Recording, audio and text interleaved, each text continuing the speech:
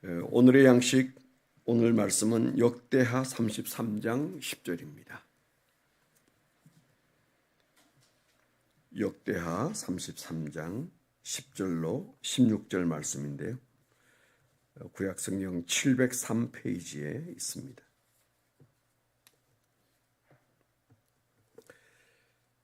교독에서 읽도록 하겠습니다.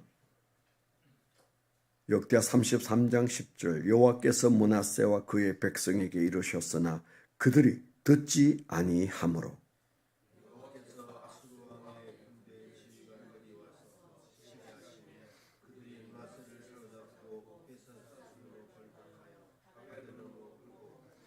그가 환난을 당하여 그의 하나님 여호와께 간구하고 그의 조상들의 하나님 앞에 크게 겸손하여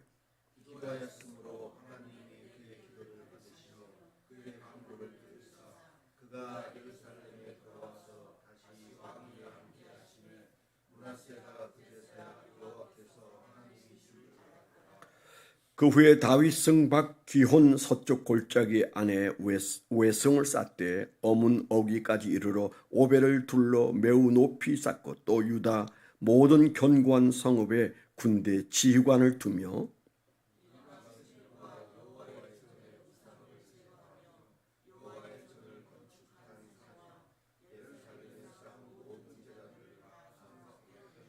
다같이 여호와의 제단을 보수하고 화목제와 감사제를 그 제단 위에 드리고 유다를 명령하여 이스라엘 하나님 여호와를 섬기라 하매. 아멘. 네, 역대상하의 그 기본적인 기조를 굳이 우리가 말한다면 그 역대에 걸친 왕들이 다윗의 길을 걸었느냐 걸었지 않았느냐, 그것이 기준점이에요. 어떤 의미에서 우리에게도 굉장히 의미 있는 신앙이 아니겠습니까? 내가 지금 잘 살고 있는가, 믿음 생활 잘하고 있는가, 그렇게 물을 때 다윗의 길을 잘 걷고 있는가, 그렇게 물을 수 있다는 얘기죠. 그래서 그 당시 이스라엘 백성들에게 있는 기본적인 그 믿음의 척도는 다윗의 길입니다. 그런데 오늘 말씀은 므낫세 왕이죠. 이제 남왕국이 멸망으로 아주 급속하게 빠져들고 있을 무렵입니다. 그런데 이 므낫세보다도 바로 그 전에 있던 그 아버지 히스기야 때는 어땠습니까? 아주 이스라엘이 또 다른 하나의 전성기였어요. 굉장히 좋았습니다. 나라가 부강한 건 아니었지만은 그러나 하나님이 기뻐하시고 다윗의 길을 걷는 왕 히스기야, 그렇게 말할 수 있었잖아요. 그래서 오늘 저는 이 므낫세의 길을 보면서 세 왕이 붙어서 보입니다. 하나는 히스기야 왕의 길, 또 다른 하나는 여기 므낫세 왕의 길, 그리고 또 하나는 그 아들 아몬 왕의 길이죠. 히스기야, 므낫세, 아몬, 그 다음에 이제 요시야가 등장합니다. 우리 흔히 요시야 하면 생각나는 게 요시야의 종교 개혁, 제대로 된 개혁을 시도했던 왕이긴 했습니다. 그 뒤끝이 그렇게 아주 훌륭하게 끝나지는 않았지만, 그러나 뭔가 이 방향을 다시 다윗의 길로 잡는 것 같았는데 결국 그 백성들이 따르지 못함으로 이스라엘은 멸망하게 되죠. 그런데 여기 이제 므낫세의 길을 묵상하면서 제가 마지막 마감하면서 제목을 붙여보기를 히스기야의 길, 므낫세의 길, 아몬의 길, 저는 개인적으로 그렇게 정했습니다. 우리가 잘 아는 히스기야의 길은 이루 말할 수가 없죠.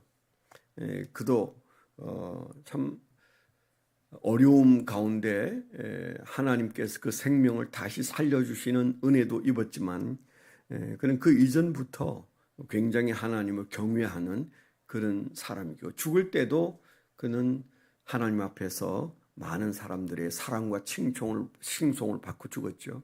근데 문제는 그 아들 므낫세의 길입니다. 오늘 우리가 읽은 말씀은 그 므낫세에 대한 얘기가 이제 한 10절쯤에 와서 읽었잖아요. 그런데 이제 그 나이가 12살 때 히스기야가 죽었기 때문에 그가 12살에 왕이 되었어요. 뭐 그 다음에 아몬은 21살인가요? 22살. 그때 그가 왕이 되고, 요시야는 그 아들 요시야는 8살 때 왕이 되고, 그런데 이제 이분도 12살에 왕이 되었는데, 뭐 그 영향을 많이 준 주변 사람들의 영향을 받았을 거예요. 처음에는 그 신하들과 주변 사람들의 영향을 받아서 우상에 빠졌습니다. 그런데 이 사람이 어느 날 이제 왕으로서 나라를 통치할 어떤 그런 힘이 생긴 다음부터는 왕이 백성들 꼬였어요. 성경에 보면 백성들을 꼬여서 그 백성들이 므낫세의 길을 따라가게 된 겁니다. 그렇게 되었을 때 역대 어떤 그 주변 나라의 임금보다도 더 우상을 많이 섬겼다. 그렇게 우리가 읽은 10절 이전의 9절에 나와요. 그러니까 하나님 보실 때 뭐 해도 너무하는 사람이죠. 그랬을 때 하나님께서 하신 일이 뭡니까? 하나님께서 그를 사랑하기 때문에 아수르를 움직였죠. 그래서 아수르의 지휘관들이 이때다, 쳐들어가자. 그래서 쳐들어가서 단박에 므낫세를, 그 왕을 쇠사슬에 묶어서 바벨로니아까지 뭐 어쩌면 맨발로 걸어서 바벨로니아까지 끌고 가는 그런 뭐 아주 처참한 일이 일어났죠. 여기에서 이 므낫세의 길에서 하나님이 사랑하는 방법은 참 여러 가지구나 하는 생각도 들어요. 그런데 이스라엘의 구약 역사를 대부분 다 보면 그 주변 나라들이 수시로 쳐들어왔잖아요. 대한민국을 그렇게 쳐들어왔듯이. 그런데 항상 성경에는 우리가 이해할 수 없는 그 흔적이 있어요. 그 흔적은 그 뒤에는 하나님이 계셨다. 근데 그런 뉘앙스죠. 오늘도 그랬지 않았어요?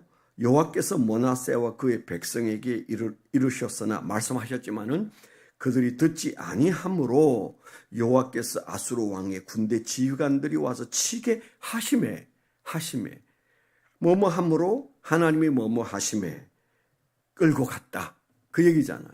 그러니까 이 케이스뿐만 아니고 대부분의 주변 나라가 쳐들어와서 이스라엘을 괴롭힐 때는 그게 주변 나라의 왕성함이, 강성함이 그들을 괴롭힌 게 아니고 사실은 하나님이 그들과 싸우는 것입니다. 우리 인생에도 저는 그렇게 믿어야 된다고 생각해요.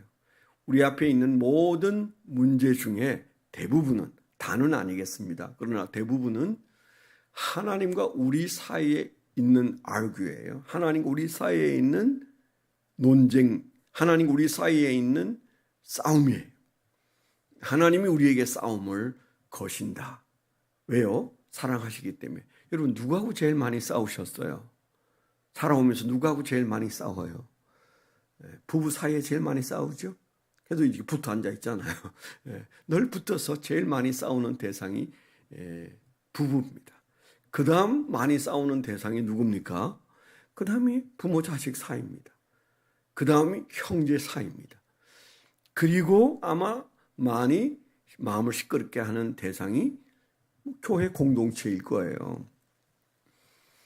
그런데 우리가 제일 사랑하는 대상들과 제일 많이 다투고 싸우지 않습니까? 사랑하기 때문에. 그냥은 볼 수가 없는 거죠. 하나님이 이스라엘을 사랑하시기 때문에 그들이 어느 도가 딱 지나치면 그때는 주변을 부추겨서 싸움이 일어나는데 그 부추긴 당사자는 하나님이더라.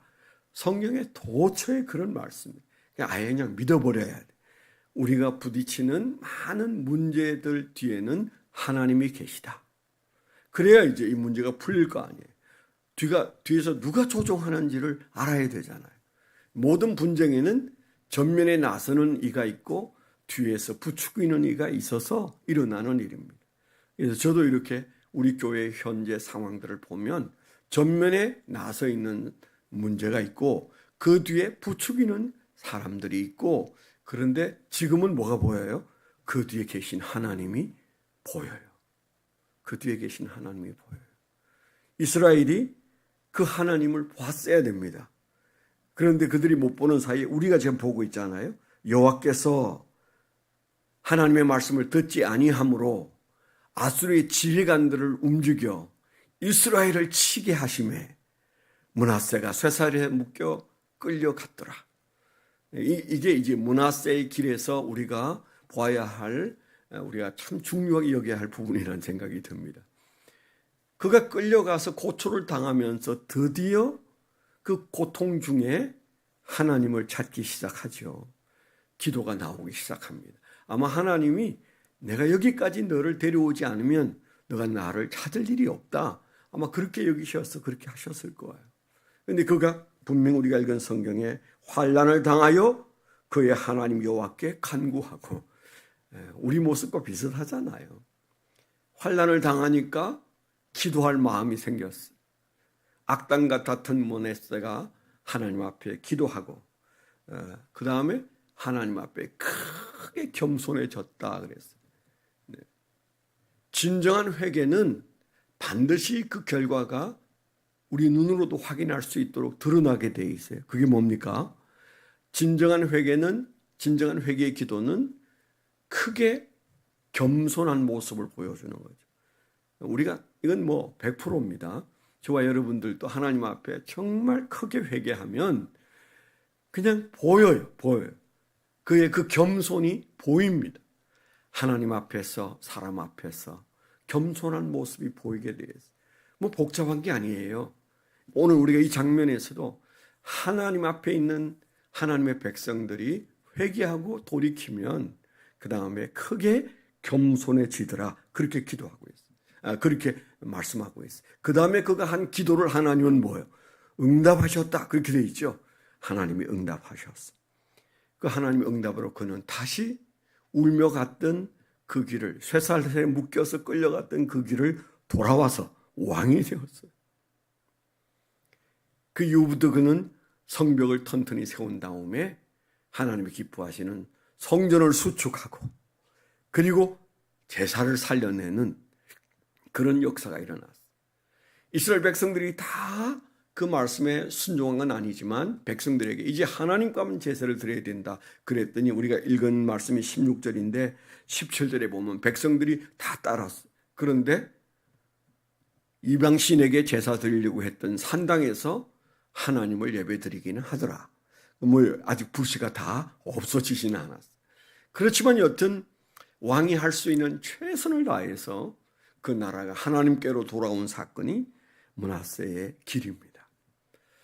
우리가 살아갈 때 히스기야와 닮은 길을 걸으면 얼마나 좋겠어요.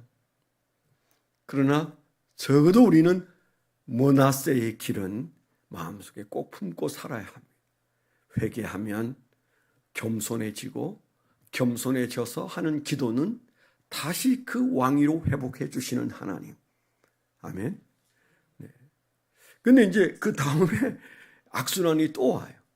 히스기야, 므낫세, 그 다음에 아몬의 길이 등장하는데, 여러분 읽지는 않았습니다만은 그냥 간단하게 말하면 그는 또 그 아버지가 다 치워버렸던, 던져버렸던 그 이방신을 섬기는 행위를 시작을 해요. 다 가져와서 다시 씻고 그 다음에 칠하고 이래서 이제 산당을 만들고 이방신을 제사하고 바알신과 아세라신을 섬기기 시작하는데, 이건 보통이 아니었어요.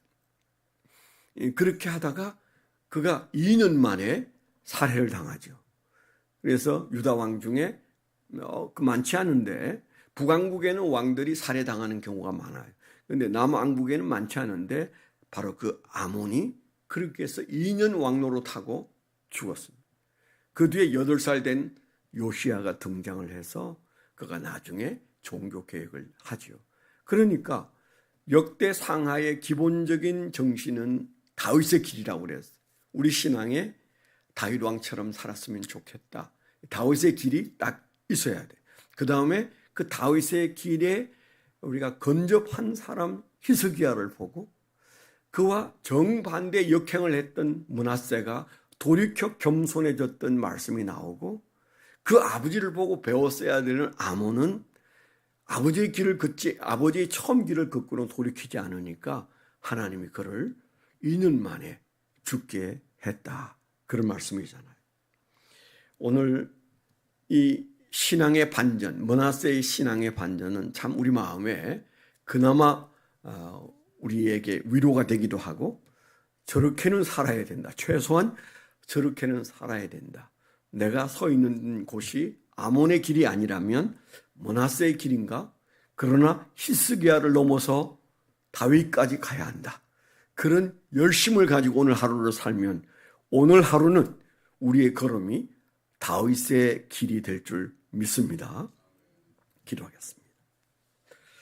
오늘도 우리가 가진 토요일 날 기도했던 기도의 제목, 이영우 집사님 가정을 위해서, 그리고 유인난 선교사님을 위해서, 그리고 지금 병종에 있는 박신영 오병희 장로님의 맏동생 오병욱, 심각한 질병과 씨름하는 이들을 위해서도 기도해 주시길 바랍니다. 주기도문 하겠습니다. 하늘에 계신 우리 아버지시여, 이름이 거룩히 여김을 받으시오며 나라 임하옵시며 뜻이 하늘에서 이룬 것 같이 땅에서도 이루어지이다. 오늘날 우리에게 일용할 양식을 주옵시고 우리가 우리에게 죄 지은 자를 사하여 준 것 같이 우리 죄를 사하여 주옵시고 우리를 시험에 들게 하지 마옵시며 다만 악에서 구하옵소서. 대개 나라와 근세와 영광